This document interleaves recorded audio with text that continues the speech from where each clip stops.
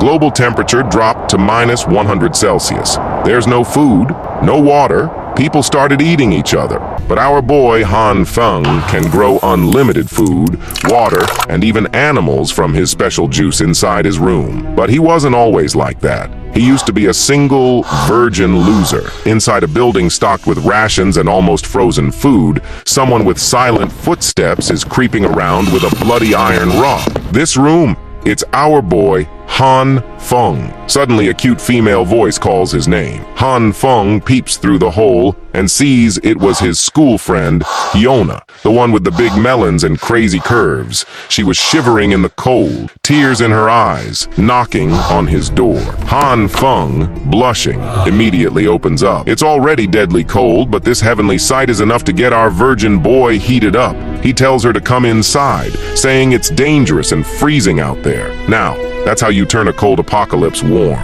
But midway, she suddenly grabbed the door and kissed our boy Han Feng. Before our boy could understand anything, she started playing with his mouth, sucking him dry with her mouth, and that continued for quite a few minutes. Finally, after she sucked Han Feng dry, a bewildered Han Feng, wiping his drool from his mouth, questioned Hyona. What just happened? Why did she kiss him the second he opened the door? What's gotten into her? Hyona, with a seducing voice, whispered that she realized Han Feng was the only one she loved, and this was her confession. She continued in her seductive tone, saying that now the world is all messed up, everyone is showing their true colors, and only Han Feng is treating her kindly, giving her free food, water, and shelter, taking care of her. So, she realized Han Feng is the man of her dreams. But Han Feng was so shocked that he just froze on the spot, not responding. Hyona gently grabbed Han Feng's hand and placed it on her bouncy melons, whispering in his ear that if Han Feng didn't believe her, he could feel her heartbeat, and she was willing to do anything Han Feng wanted. This made the already shocked Han Feng go crazy, his body temperature surging high, thinking, what does she mean by anything? Han Feng was hesitating to make the first move. So Hyona made the move herself. With her leg, she started rubbing our boy's little pee-pee. And boy, oh boy, Han Feng started to vibrate like an old tractor's engine, like he would explode any time now. Han Feng tried to say something, but Hyona gently grabbed his face, whispering and insisting not to say a word. She requested Han Feng to close his eyes because she had a gift for him. As soon as Han Feng did, someone grabbed the door and, with all their might, smashed Han Feng's head. Blood continued to flood from Han Feng's head while the bitch and her real boyfriend checked out what goodies Han Feng had in his house. Meanwhile, Han Feng, lying on the deadly cold floor, started to go numb. He was unable to move his arms, his entire body, and slowly his vision became blurry. He couldn't believe this was the gift he got for being horny, but it wasn't the end. As Han Feng was left dying, Hyona and her real boyfriend started their melon-smashing game right in front of him. Han Feng couldn't believe what he was seeing. To him, they were live devils. Han Feng swore that in his next life, he would be an Ultra Max Pro Max Giga Chad. Then, suddenly, something strange happened. Through the darkness, Han Feng felt warmth and saw a ray of light. He somehow tried to get closer to the light, thinking it must be the path to heaven. But as soon as Han Feng touched the light, it turned red, and suddenly Han Feng's whole soul started to burn. It felt like his body was being shredded into pieces again and again. And finally, after what felt like an eternity, Han Feng woke up from the hell shouting, all covered in sweat and exhausted. The first thing he saw was the warm sunlight coming through the window. At that moment, Han Feng was in a state of confusion, sitting still like a statue. After about 30 minutes, Han Feng stood up, went to his balcony, and once again felt the warmth of the sun. He thought he would never feel this warmth again. Today's like goal is 3,000 likes. Please like and subscribe to support the channel. I am really grateful, and thank you all from the bottom of my heart. Now let's continue. After calming down a bit, Han Feng checked the date. It was June 28th and the apocalypse started on July 15th. Although he was supposed to be dead, for some mysterious reason, he came back in time, 15 days before the apocalypse. Finally, Han Feng accepted the fact that he had been reborn, his desperate wish granted in his final moments. But it wasn't the end. There was something weird happening with Han Feng's body. Ever since he woke up, his right hand was continuously glowing red, and he didn't know how to stop it. It didn't hurt or anything. It was just a little warm, like a low-power heater. At first, Han Feng thought he was imagining things, but then, in the middle of his thoughts, he sneezed. As he wiped his nose of the mess, Han Feng noticed that the red glow in his right hand had mysteriously turned green. Then something happened that made him panic.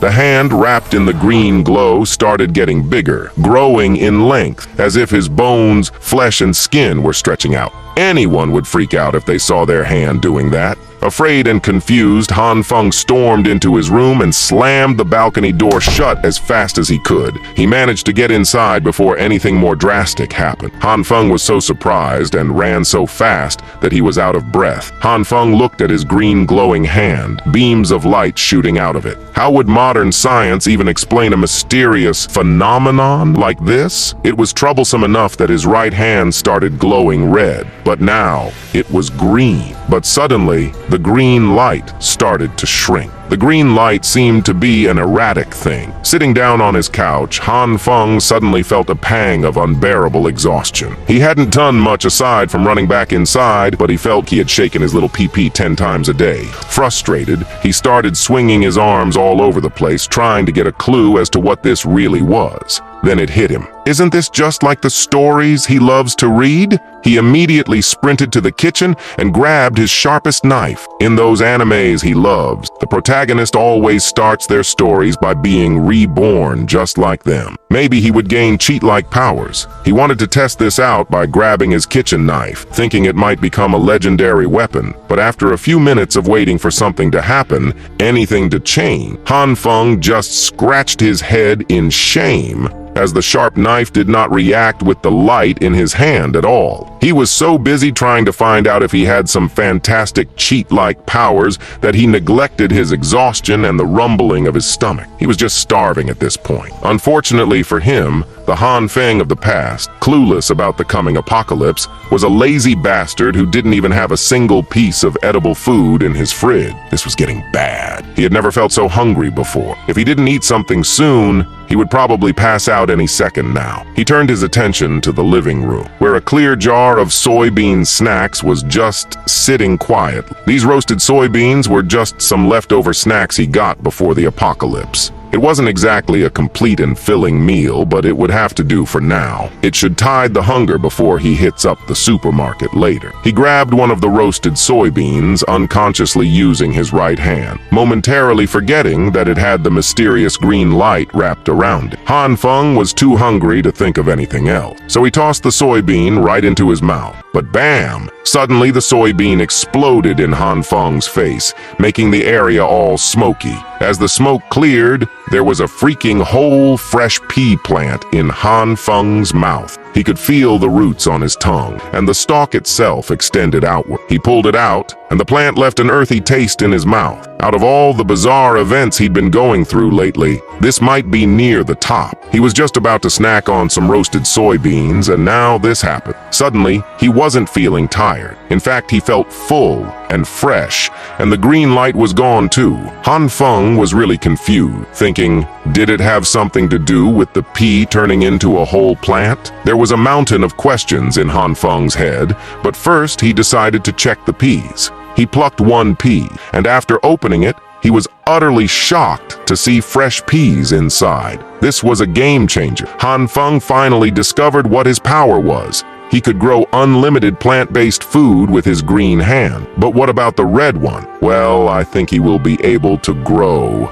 living being. At least he had a clue now, and he decided to study his power more. But right now, Han Feng had a bigger problem to solve. He had to stock up on supplies before the apocalypse started. The weather was still very warm, birds were chirping, and everyone was roaming outside enjoying themselves. In just a few days, all of it would be destroyed, and only Han Feng knew it. Han Feng was in that crowd, thinking about all this, but he immediately dismissed the thought. He was still confused about his red, glowing hand turning green, and how touching a pea made it become a freaking whole plant. What kind of messed up power had he acquired? In the middle of his thinking, a sweet voice called Han Feng's name from behind. As Han Feng stopped and turned back, well, it was none other than the gold digger, the greatest bitch, Fiona. She was wearing a beautiful dress, looking gorgeous, and once again with a seductive voice, she said, "What a coincidence to meet like this. It's like the heavens are trying to bring us closer."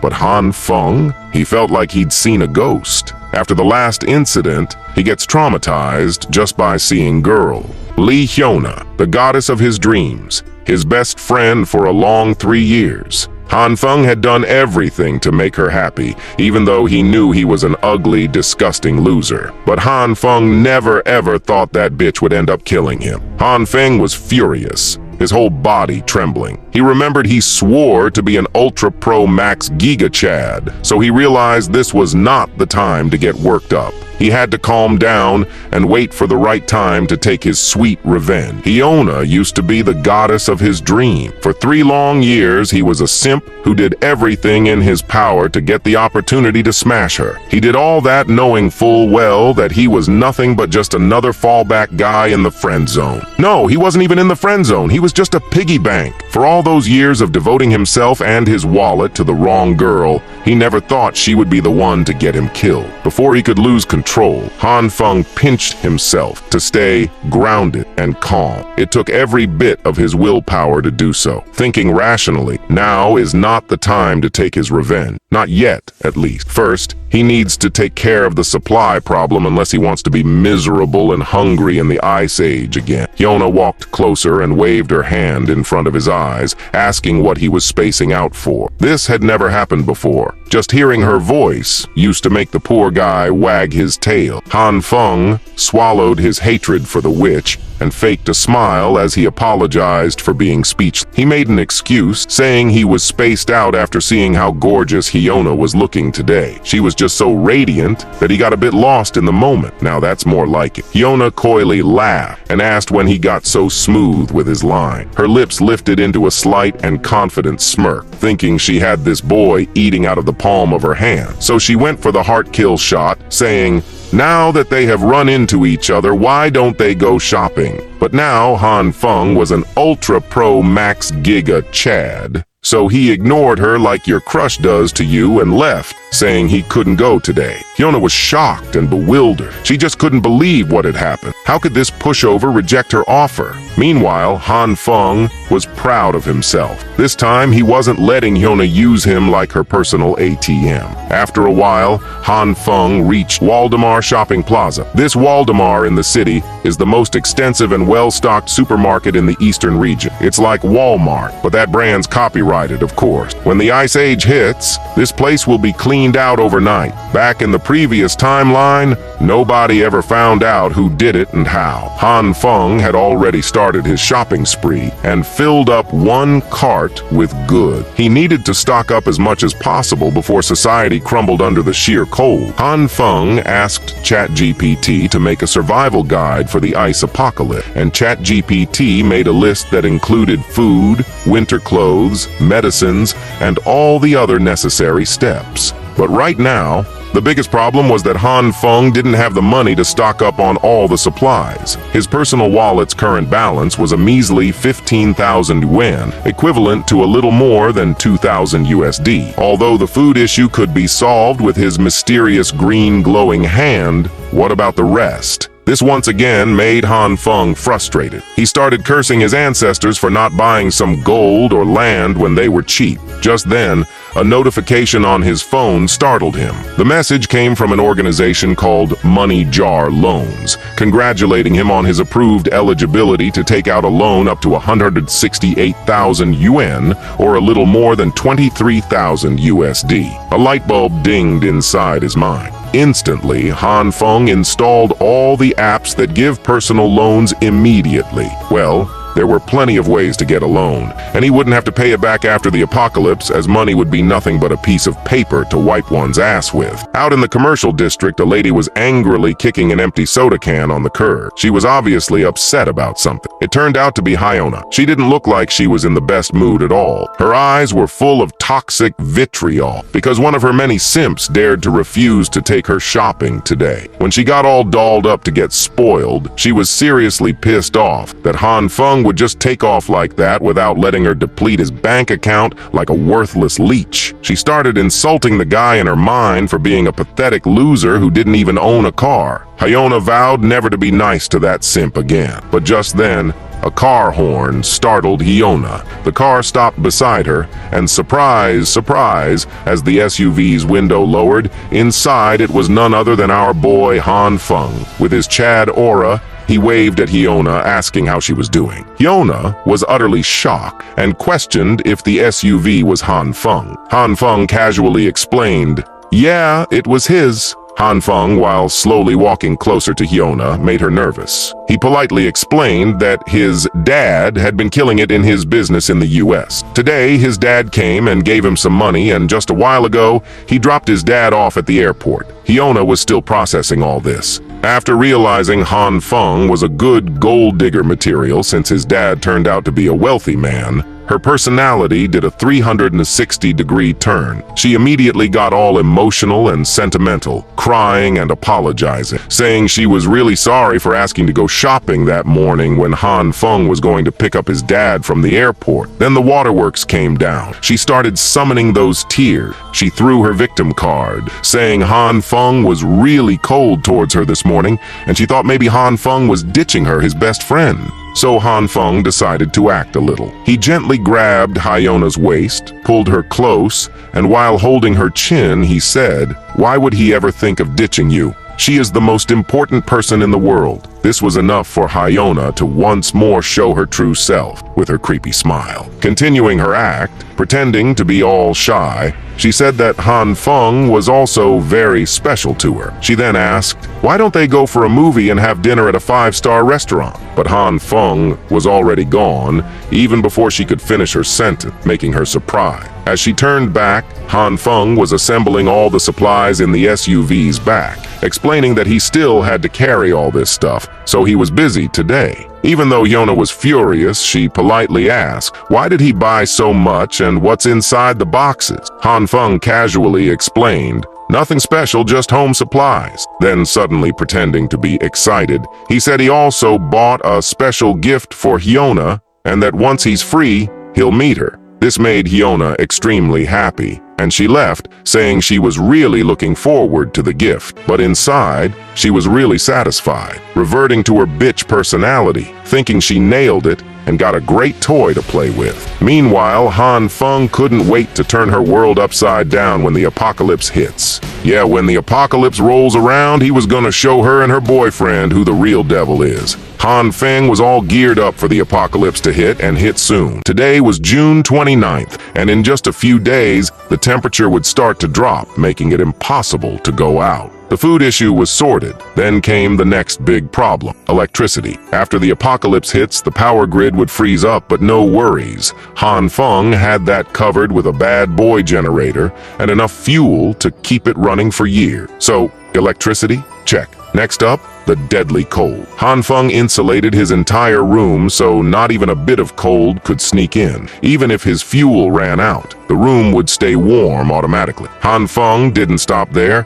He reinforced the door, windows, ceiling, basically his entire room with metal so no one could break in. Well, now almost all the preparations were done. The only small issue was the space, but Han Feng couldn't do anything about it. By the time he finished getting everything ready, it was already July 14th, and the apocalypse was hitting tomorrow. Now, it was finally time for the main event he'd been postponing out of uncertainty all this time. It was time to buckle down and actually study his mysterious ability. Han Feng made a home-cooked meal for dinner while pondering his survival in the incoming Ice Age apocalypse. When things get hard, relying solely on the supplies he has accumulated won't be enough. But he has a possible answer to this problem. His power to manipulate plants in some mystical way might be his only hope for a sustainable future. The meal he cooked featured soybeans as its main ingredient. That's right, the same beans he conjured from a single roasted snack using his ability. He racked his brain and tried so many gestures and possible triggers, but the lights hadn't come out yet. The activation was so random that finding the right trigger seemed nearly impossible. For now, it was time for a risky taste test. Although Han Feng was hesitant, thinking what if they were poisonous, he had no other choice. Taking a deep breath, Han Feng took a bite. To his surprise, it was just like any normal soybean. In fact, it was extremely delicious. This was a huge discovery. At least he would never run out of food. The next step was the harder and more trial and error based one. He needed to figure out how to actually use the red and green lights and make them appear according to his will. So far, he had only tried it on soybean, but what would happen if he could use it on other things? Opening his newly stocked fridge, Han Feng steeled his resolve to experiment and see if his ability would work with other plants too. The testing period stretched from midday until the sun was about to set. Han Feng didn't know that as he passed out in the middle of experimentation. As he slowly opened his eyes, he noticed that he was gripping something tightly in his right hand. A green vegetable of some kind, a massive broccoli. Slowly getting up from the floor, he could not be bothered by the absolute mess in his kitchen, as the pain in his head was hellish. It felt like something was pounding from inside his skull. He had to take note of this sensation in the future. This power of his took a severe toll on the mind and body, and it couldn't be used without restrictions unless he wanted to pass out and wake up with a migraine every day. After getting up, he immediately got a spoonful of his bean to refuel again. He might have pushed himself to the limit today, but at least he learned something vital about this mysterious ability of his. A few hours ago, before he blacked out, he neatly arranged a diverse selection of produce on the kitchen floor. He tried using his power on a bunch of them. After he managed to activate the green light, some root crops like potatoes did not react to his green light at all for some unknown reason. But not all of them were duds. Some of the crops grew from the seeds into full-blown plants like the soybean stalk. Wheat was one of those, and some neither stayed the same nor grew into full-blown crops. They just exploded in his hands like mini-bombs. It was a frightening experience that caught Han Feng off guard. After those explosions, the plants would turn into a substance that looked like coal but was very light. This development was certainly outside of his expectation. Thankfully, he could find some decent use for these inedible black substances. They could be used to heat the space like coal when put together in a container and lit up. Coming from a future where heat was a luxury, Han Feng would gladly take these little balls of warmth. No more worrying about staying warm in the future. After a bunch of explosions, he tried many more times and failed most of them. He just kept chucking those black balls into the bucket one by one, but the success rate was extremely low. However, Han Feng started to notice a pattern. When he remained calm and focused, there was some reaction. So Han Feng tried to remain calm and focused, activated his ability, and bam! A fresh broccoli grew instantly in his hand. After that, Han Feng fainted. Back in the present, Han Feng was exhausted, eating the soybeans he had grown, a little happy that at least he had learned something about his ability. After he finished eating, Han Feng sat in the lotus position, trying to meditate. He imagined himself out in nature, buck naked in his mind palace. He walked on the ground with bare feet, his soles making direct contact with the soil where life grows. Sunlight kissed his skin as all life around him harmonized. Just like Adam in the Garden of Eden, his body and mind were both part of the natural world, a peaceful resonance of all that has life. Once he entered that state of mind, he slowly opened his eyes, and a familiar green glow appeared once again. This ability of his was directly connected to his consciousness. Working from that concept, as soon as Han Feng touched a grain of rice,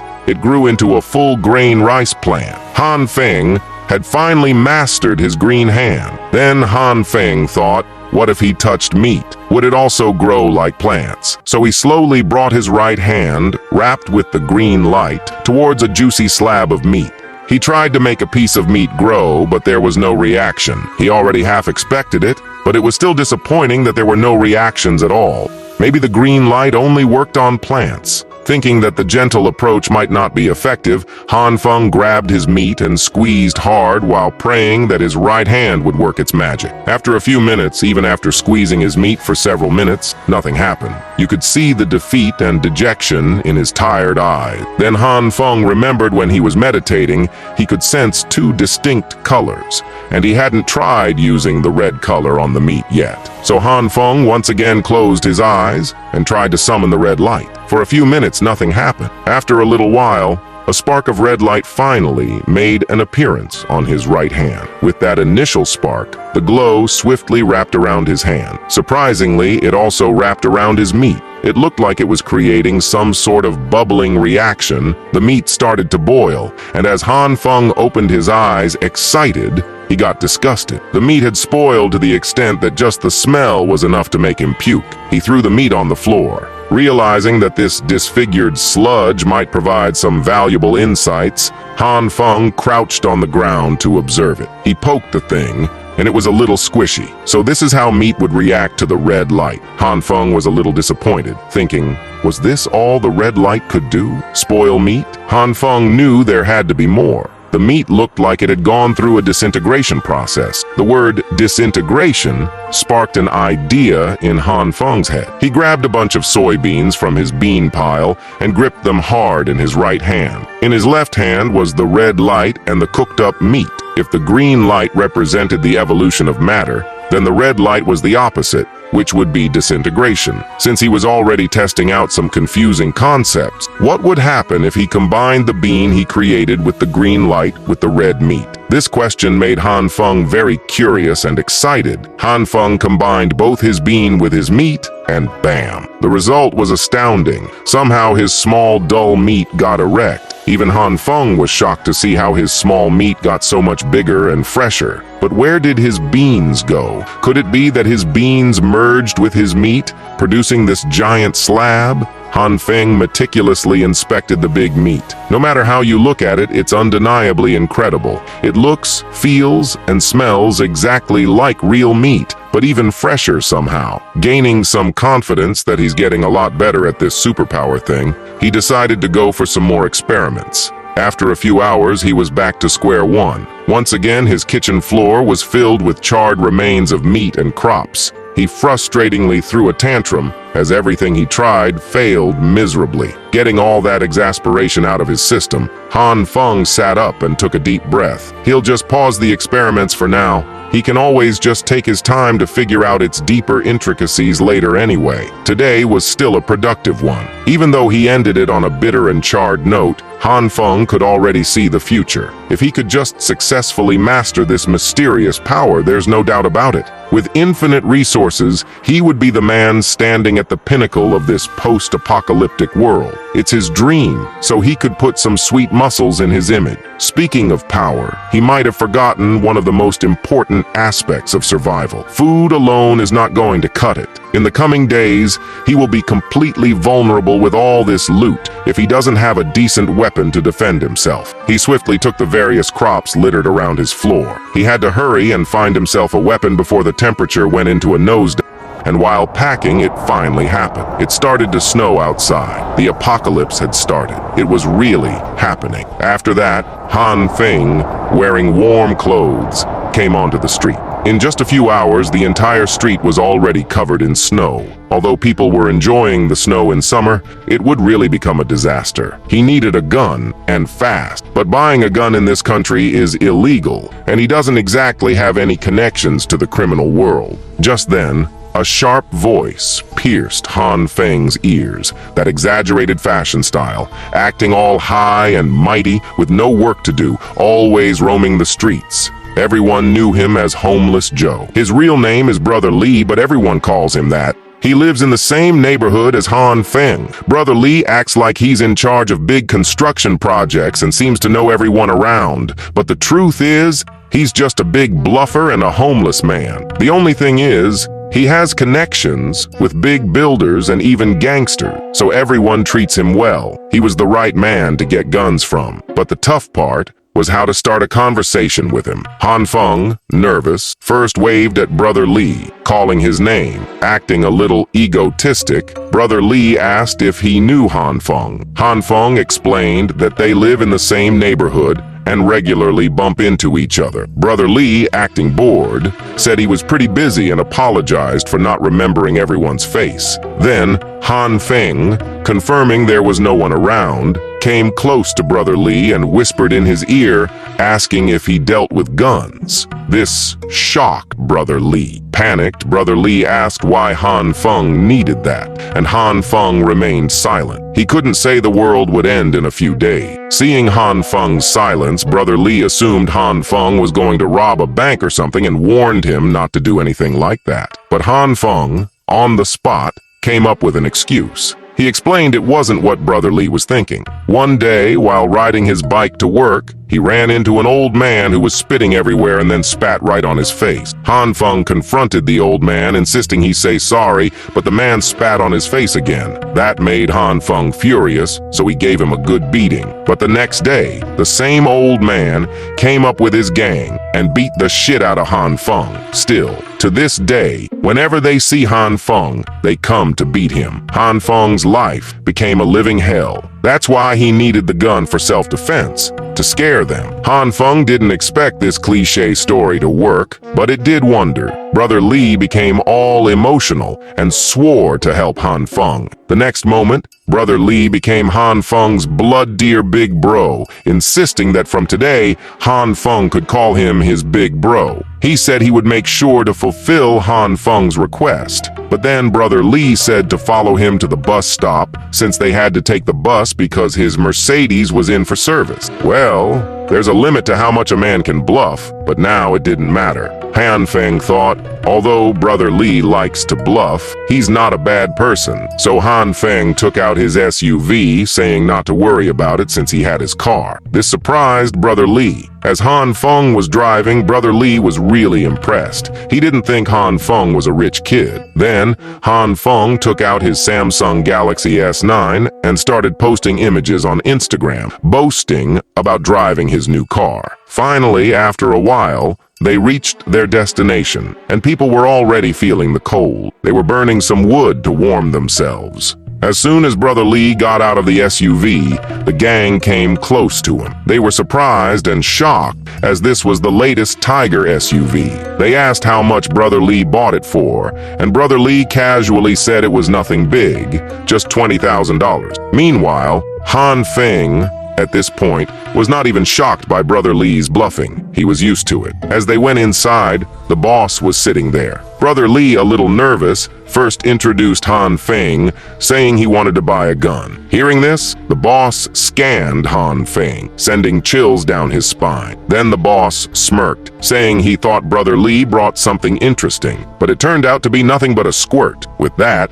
the boss threw a gun like it was candy, saying the price was $6,000. Seeing the boss's attitude, Han Feng, still nervous, asked if he could get something a little longer, with an 8x scope. The boss paused for a moment, then started shouting, "Are you asking for a freaking sniper rifle? Do you think this is a gun mall? And why does a young kid like you even want a sniper rifle? Are you planning to rob a bank or something?" Brother Lee, seeing the boss worked up, immediately came to the rescue. He started telling Han Feng's sad, tragic story about how his ex-wife suddenly came to him with 3 kids, all from different dads, and God knows what else he told the boss. The boss immediately got furious, slamming his hand on the desk, saying, "How can his wife be so disgusting?" At this point, Han Feng started to see the similarity. Suddenly, the boss said that from now on, Han Feng was his little brother, and he would make sure to get him a sniper rifle. Han Feng, on the other hand,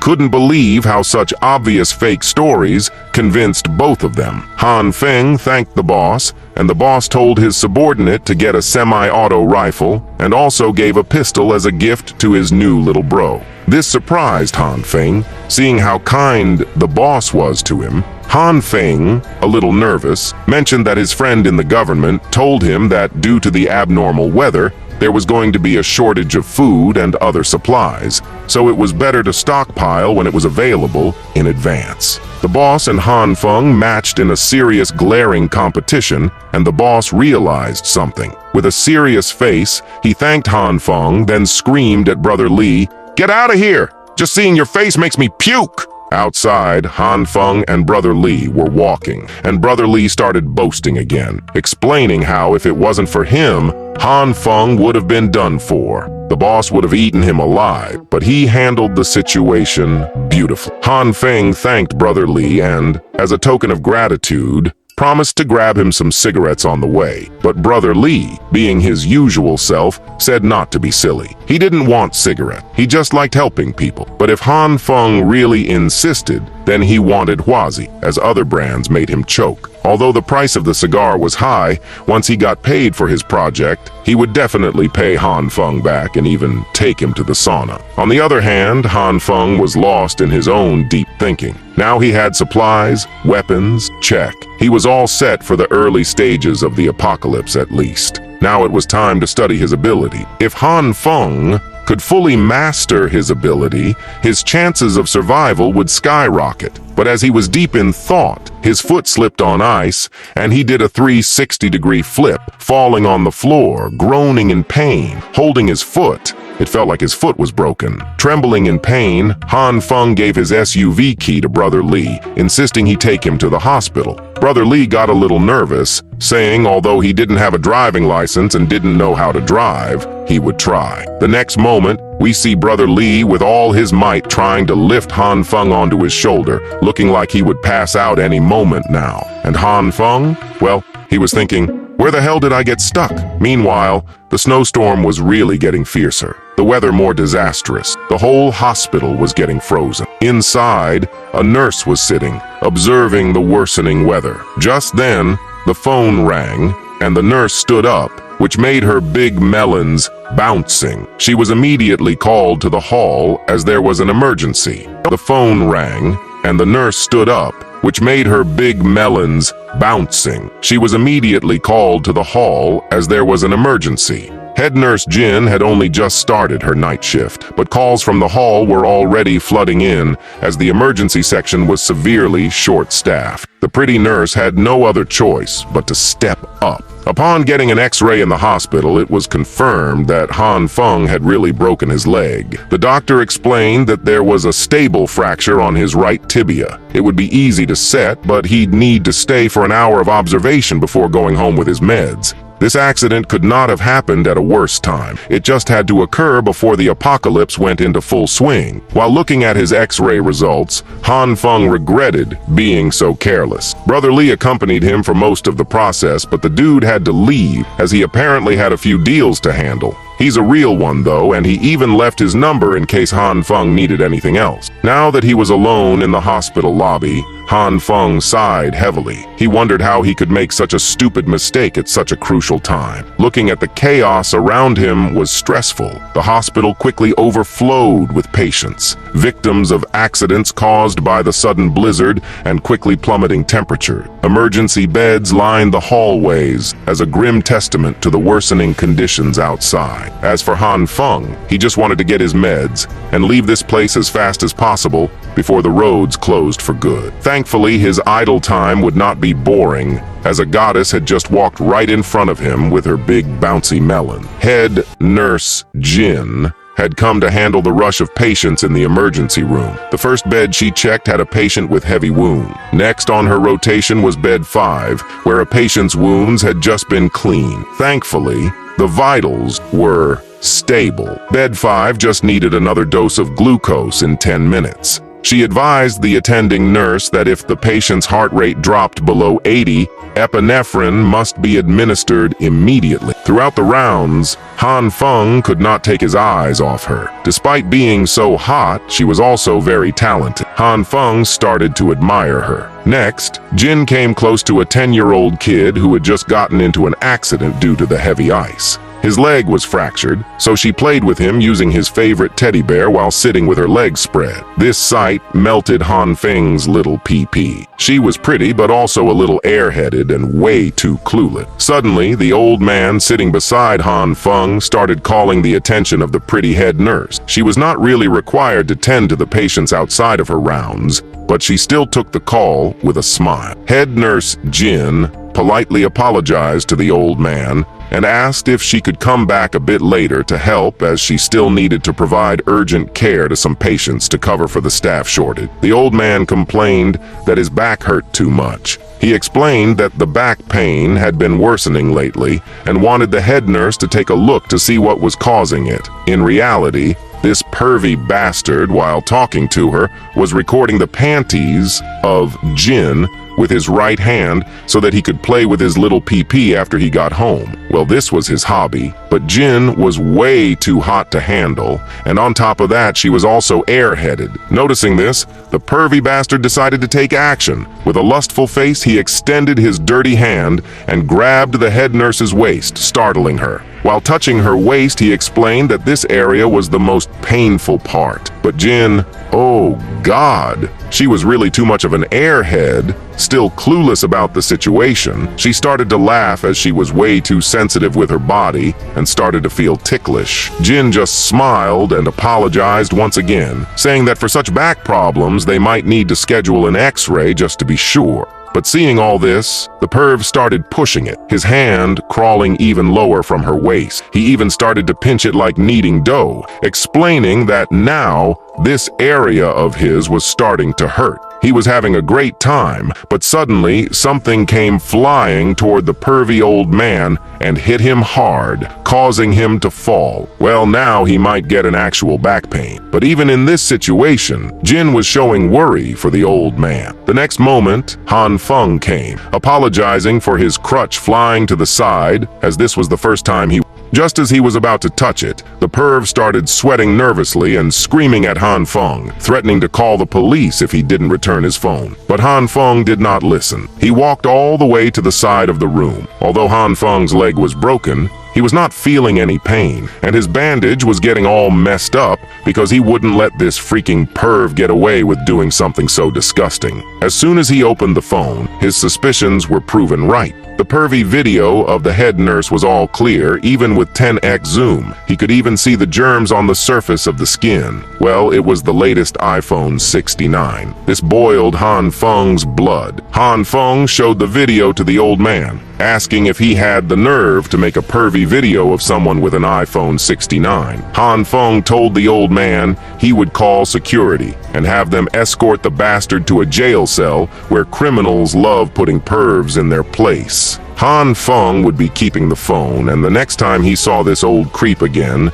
he threatened to ruin his miserable and revolting life. The old bastard knew he had no other choice but to flee and never show himself near this place again, and it infuriated him. The first chance he got up from that hospital floor and bolted out of the door like his life depended on it. Meanwhile, head nurse Jin was just confused as to how someone complaining about severe back pain could run so fast. Han Feng was shocked to see a first-hand display of the most naive and airheaded person in real life. He decided to show her what the old fart was doing with the phone, filming up her skirt. But even after she saw the video, based on her reaction, she really did not notice anything wrong going on. Han Feng handed her the phone with the video footage so she could decide whether to wipe it or call the cop on the owner. He also reminded her to be more careful, so people like that perv wouldn't take advantage of her kindness. She smiled with the brightness of 1,000 stars,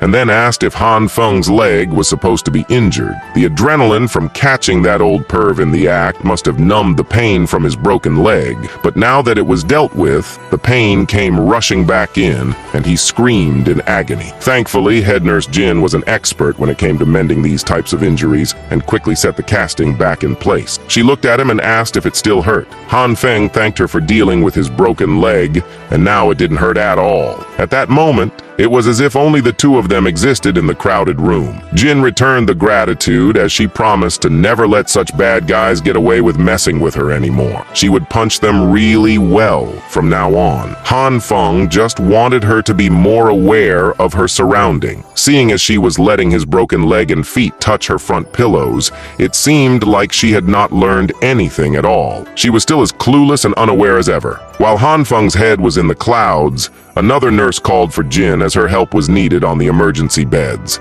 Before going back to her rounds, the angelic head nurse reminded him not to forget to come back in a week to get his leg checked again. Han Feng promised that he would, but making any plans a week from now was unrealistic. He just smiled helplessly, for only he knew what was really going on in the world. He took the crutch that he smashed against the old perv and limped his way out of the hospital. Han Feng just accepted the fact that he wouldn't be able to see her ever again. The next day came, and the blizzard had not stopped. It had gotten even stronger instead. It had essentially frozen all infrastructure and services, making just going outside a dangerous challenge. On the morning news, emergency weather reports kept coming in about how within the next 24 hours, all regions of the country would be experiencing heavy snowfall and a sharp drop in temperatures. Dubai, Egypt, the Amazon basin, and places that should not be experiencing this type of phenomenon were seeing their land masses buried in thick blankets of snow. All the scientists from all over the country gathered in the United States and declared that this ice storm would pass, and soon the government announced for everyone to stay safe until then. Meanwhile, Han Feng was just chilling inside his house. The heater was on, the room temperature under 20 degrees, and he was watching the news channel. Warm, cozy, and sipping wine inside his decked-out home, Han Feng clicked his tongue. The government and media just kept lying through their teeth, feeding the public bullshit to maintain order. If he hadn't died and come back to life already, he might even believe them. But this time was different. He was well prepared for everything that was about to come. Supplies were fully stocked, the house was reinforced, and the heating system was working flawlessly. He had been so well prepared that there was nothing to worry about for the immediate future. But suddenly, his phone started buzzing incessantly with messages from the Happy Housing Complex residents group chat, discussing the weird weather and how the snow was already making the roads unusable. Inside the group chat, the residents of the building were furious. They wanted to go out and buy supplies. They didn't know when the weather would revert to normal, so they were fighting over who would go to the supermarket. The people were protesting for the property manager to show up and explain their current situation. The agents apologized to the angry mob, saying they couldn't really do anything with the weather being this bad. However, the people weren't accepting any apologies. They were hungry and needed food to survive, so if the property managers weren't much help, they demanded a refund on the fees they were paying. Han Feng, who was among the crowd, scoffed at everyone present. He knew this crisis was beyond the control of humans, so this fight was completely meaningless. One of the residents stepped up and tried to calm everyone down. From his aura, he looked like a cunning fox scheming something. He stated that the snowstorm was so violent that the property owner couldn't handle the situation alone. Even if the manager somehow cleared the snow around the apartment, there was no guarantee that the roads to the supermarket were cleared and safe to drive on. Now, everyone was getting more panicked and started bombarding the smart-ass man, asking what they should do. Should they starve to death? But the fox man suggested that they all work together to remove the snow and walk to the supermarket to stock up on supply. Our boy just stared at the man doing all the talking. He had some recollection of this person, recalling that his name was Jan. In his previous life, he was a lively person, and, as demonstrated today, he was one to unite people under his banner. Then one user interrupted the debate, saying that all this talk was nonsense. He commented that anyone who wanted to go outside should just do so without troubling other people. With that said, he logged out of the discussion room, showing how disinterested he was. Following that man's disappearance, An overly dressed character stepped up, saying he would help clear the path because he needed to do some business with his brother outside, amounting to millions. Our boy immediately knew the one talking was none other than Brother Lee.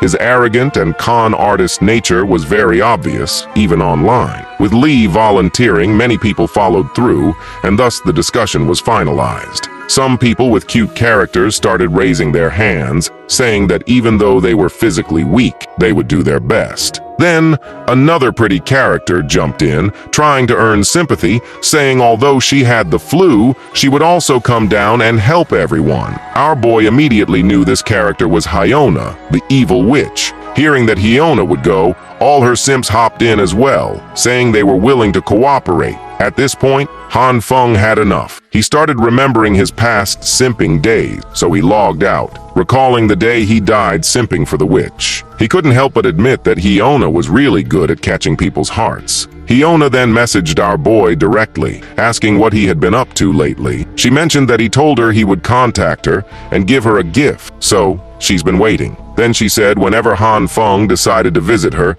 she demanded he buy some food from the supermarket. Next, she clicked a seductive image of herself, wearing less clothing in this freezing weather, showing her bare skin and closing her legs like she was calling Han Feng to smash her right now. Even though he's no longer a sucker for the deceitful witch, Han Feng admitted that Hyona was indeed an expert at seduction. She might have been a succubus in her previous life. After that, Han Feng replied to Hyona with something we don't know, but whatever he messaged, Hyona didn't like it. She got pissed, threw her phone on the bed, and stomped on it, venting her frustration toward Han Feng. Today was the second day since it started snowing. The temperature was now minus 20 degrees. In the early stage of the apocalypse, they still had the central heating system running, so it wasn't too difficult. Even the internet was still up and running, so everyone was living their lives as usual. As for our hero, he was only scrolling through erotic videos to pass the time. This was just the second day of the apocalypse,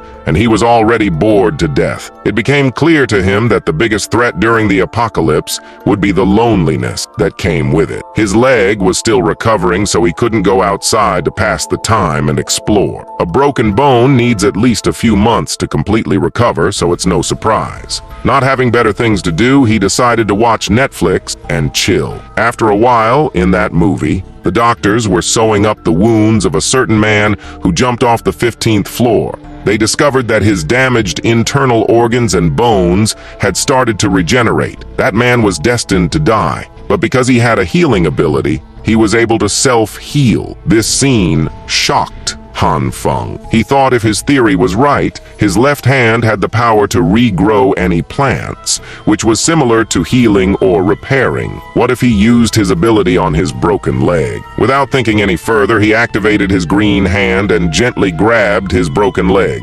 wondering if there would be some kind of effect. Pouring everything he had into this little experiment, our boy stood still and waited. However, the green flame just dissipated after a moment without producing any results. Han Feng once again activated his green flame and for a few minutes maintained it, but to his disappointment, nothing happened. Han Feng lay down on the couch, feeling a bit disappointed. He thought the green light would help him recover his injury faster. Well, as the green light didn't work on meat, and his leg is also kind of a piece of meat, he thought that was the reason his green flame didn't work. He couldn't risk using his red flame on his leg. He couldn't imagine his leg turning into a distorted piece of pickle. Drowsiness hit our hero and he fell asleep after a single yawn. As his consciousness faded, the next thing he saw was himself wearing some tribal headgear while riding a mountain goat. And from what it seemed, he was traveling with a herd of goats through somewhere.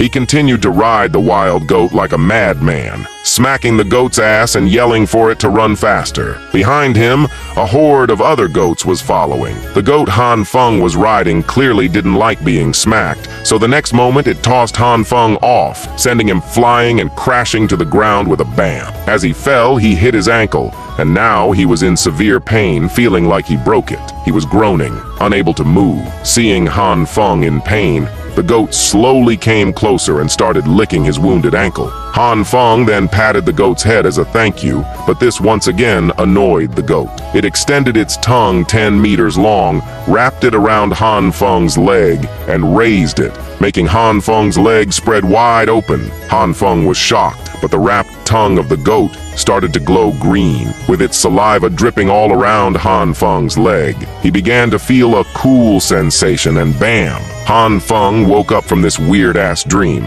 breathing heavily. He was all covered in sweat, thinking, what was with this hideous, messy dream? And who was that pervy goat? And what was it planning to do with me? Then he remembered the cooling sensation at the end of his dream, the same feeling he was experiencing right now. He turned his attention toward his broken ankle, and to his utter surprise, his leg was covered in green flame. He was shocked. Han Feng then slowly, one by one, removed his bandages. After he was done, he couldn't believe what he was seeing. His leg didn't hurt anymore. It was completely healed. This was a groundbreaking discovery. This made Han Feng curious, thinking, does this green flame help with self-recovery while I sleep? So he decided to test it one more time. He grabbed his kitchen knife, all nervous, his hands trembling in fear. But to survive, he had to find out more about his ability. Taking a deep breath and closing his eyes, he made a small cut on his finger, and red tomato ketchup started to ooze out. The next moment, Han Feng summoned his green flame and covered his entire hand. After a while, he gave a smirking, confident smile,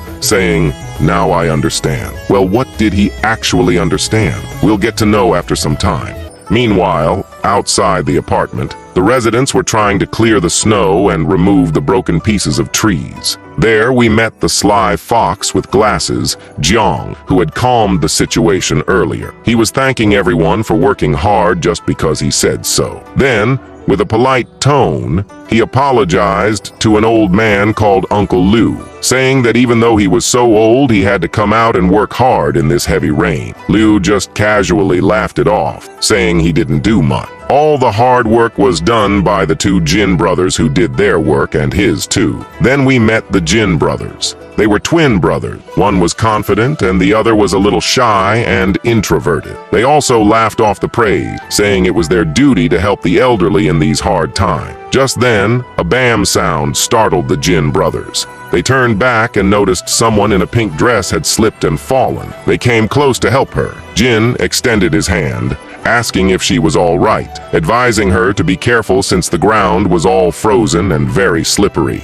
The girl took Jin's hand, and as we got a closer look, it was none other than Jin, the head nurse. She was wearing a hot pink coat with pink earmuffs. With a polite tone and a warm smile, she thanked the Jin brothers for their kind words. The Jin brothers said they should clear the main path first, and if she needed any help, she could call them, and they would come running. She thanked them again, saying she could handle it herself. Meanwhile, Jiang was still chatting with Uncle Liu. Jiang said the snow was getting heavier and they would have to be quick while purchasing supplies later, to which the old man agreed. Then, the old man, while smoking his cigar with a serious face, whispered something about supply. Jiang asked what, and Uncle Liu just casually said it was nothing significant. He mentioned he had heard that for the past few days, an owner in their neighborhood had been bringing supplies on a small truck like he was moving house, and that was a little suspicious to him. Jiang laughingly said, "Isn't that a common sight? Maybe that person is just moving into the apartment or renovating his house." The old man was listening without saying anything. Then, while holding his cap with a serious face, he whispered that he saw gas tanks and a fireplace furnace being imported here. According to the old man, it didn't seem normal for someone to buy a heater and furnace in summer, right? After taking a deep smoke, the old man said it was like that person was preparing for winter, as if he knew it was coming. Their intense conversation was interrupted by the Jin brothers brothers, who came from behind, telling Jiang and Uncle Liu that they had cleared the main path, and perhaps they should start moving out now. Uncle Liu turned back and thanked the Jin brothers for their hard work. Just then, a creepy man startled the Jin brothers from behind by grabbing them and saying they were talking about making preparations to get through the winter. That sounded interesting. But before he could finish his sentence, a thick snowball hit the man in the back of the head. And yeah, it hit him hard. The snowball was thrown by Liu Yan, his woman. She shouted at her hubby to stop slacking and get over there to continue working. This annoyed him, and he started to yell at her, saying he obviously did all the work alone while she just watched from the sidelines and gave commands. But she grabbed his finger between her two fingers, saying not to point his finger while talking. It's bad manners. Meanwhile, the Jin brothers silently slipped away from the chaos. Just then, Jiang came to resolve the quarrel. He asked the couple to stop arguing since the main path was clear and they needed to hurry up.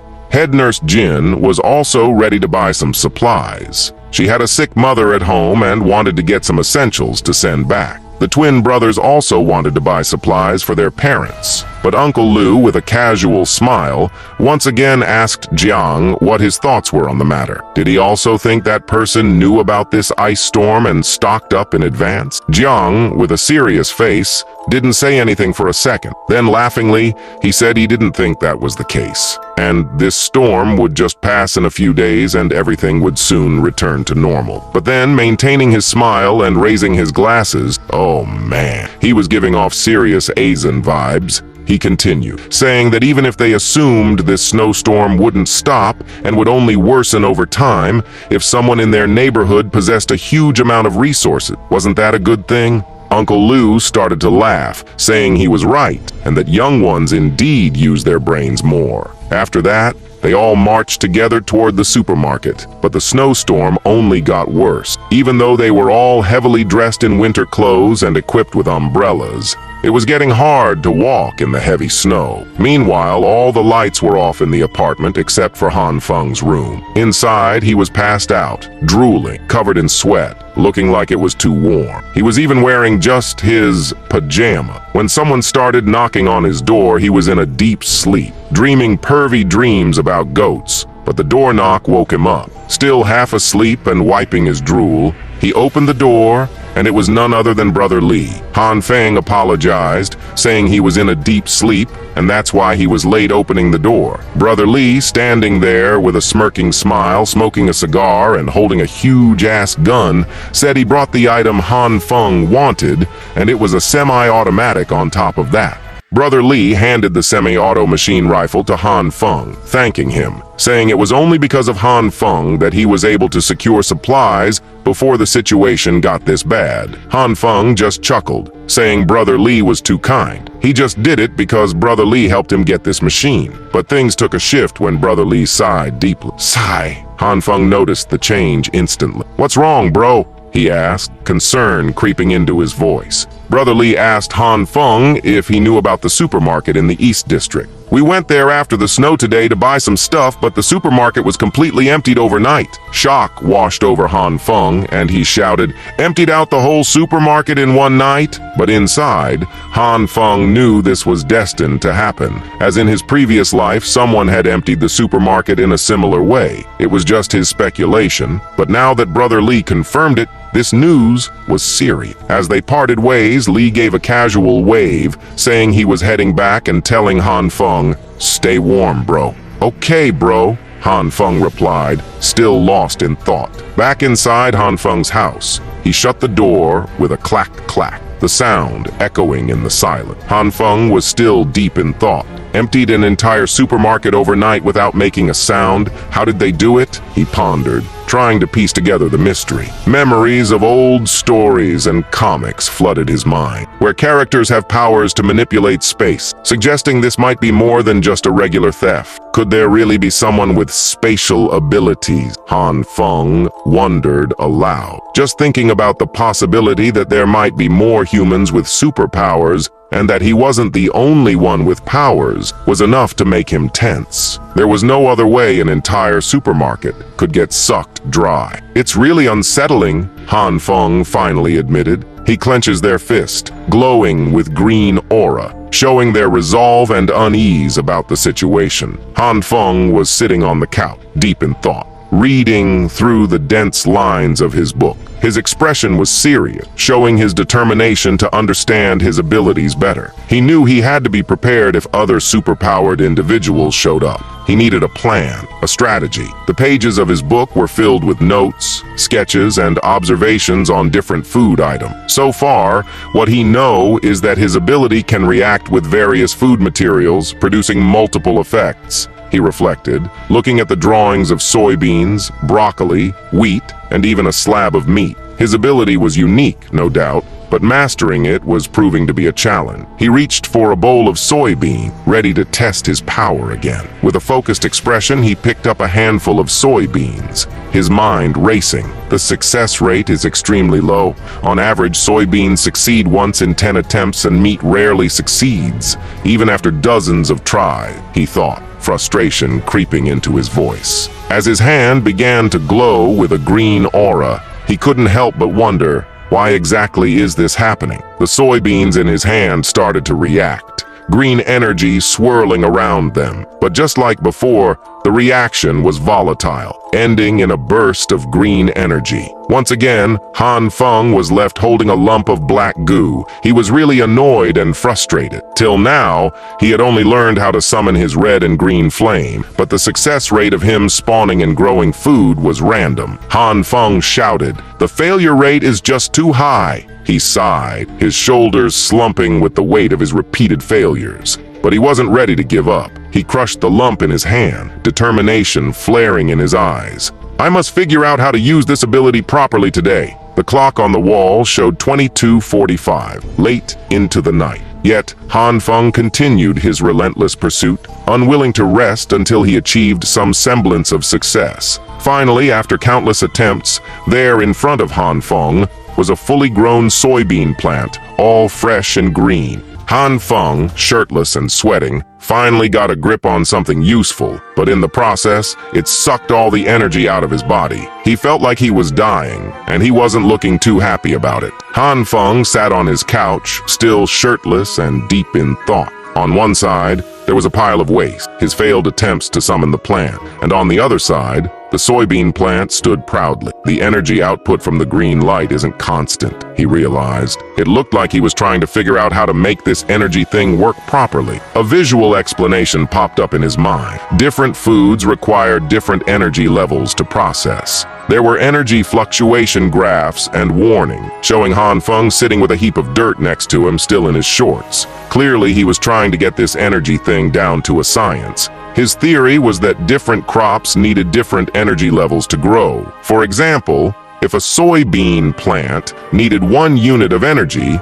then a wheat plant might not grow with just 1 unit. He had to figure out the puzzle. One wrong move and it's game over, he thought, visualizing the process of energy transfer with timers. It was a delicate balance, and Han Feng wasn't having an easy time. Looking a bit bewildered, Han Feng scratched his head. Just then, he remembered something. This mode looks familiar, he thought. Realizing the method he was using reminded him of an old rhythm game. Han Feng remembered the popular music dance game from over a decade ago. Characters danced on the screen, and he started connecting the dots on how to apply this game logic to his energy control. With a determined look, Han Feng visualized energy arrows in the rhythm game style, each second needing the right energy input. His hand glowed green as he prepared to hit the perfect notes. He channeled the energy, glowing bright green, and nailed it perfectly. "Perfect!" he exclaimed,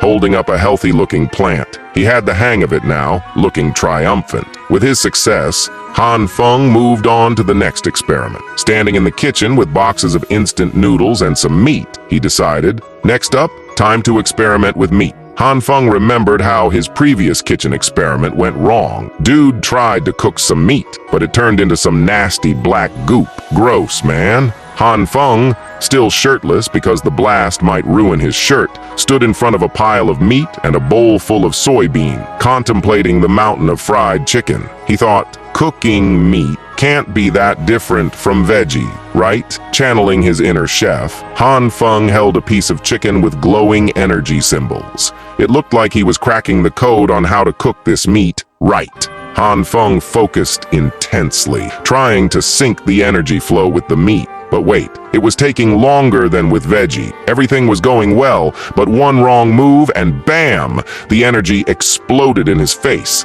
Ah! He yelled as the black goop covered him. Major fail, bro! Determined not to give up, Han Feng wiped off the goop and went for another attempt. He swung again, but it was another miss. The kitchen was a mess, and he was frustrated. "This is nasty!" he shouted, covered in the thick, nasty liquid from his meat. With an angry face, Han Feng shouted, "Damn it! The difficulty level is off the charts!" The aftermath of Han Feng's failed attempts looked like a disaster zone, the kitchen covered in black goo. He took a moment to meditate amidst the chaos. Boxes of fried chicken surrounded him as he tried to center his energy. His hands glowed with red and green energy as he focused on channeling it into the meat. Arrows and symbols flew around, showing his intense concentration. Finally, he did it! He successfully managed to cook the meat properly. All sweaty and out of breath, he was very proud of himself. But all the work got the better of him, and he passed out. His meat lay beside him, still big and perfectly cooked. The scene shifts to the outside world. A major snowstorm has hit, and the broadcast is updating everyone, saying, "This is a snowstorm that only occurs once in a century. We advise everyone to remain in their homes and avoid going outside." Han Feng, on the other hand, is lying on the couch, tired. He's listening to the news while resting. The disaster is widespread, and efforts are being made to combat it. Transport, power, and network services are disrupted. Please be patient. At this moment, Han Feng was really annoyed at how much the news channels would lie to people. With the chaos outside, staying home was the best option. Han Feng stretched, waking up his hand. He was gearing up for another day indoor. Just then, Han Feng's phone dinged. It was the neighborhood group chat. Already bored, he decided to check it out. In the group chat, it was a mess. Some people were thinking of waiting for the government to save them, while others were skeptical and thinking about how to save themselves and get supply. Just then, Uncle Liu chimed in, asking everyone, "Do you really think the news is true and the government will come to save us? If the government really wanted to save us, trucks full of supplies should have already come. On the contrary, from what I've heard from my friend, armored vehicles and tanks are marching towards City A, and there's only one answer: war." So with this, the episode ends here. Please like and write next chapter in the comments if you want the next part to come fast. Goodbye.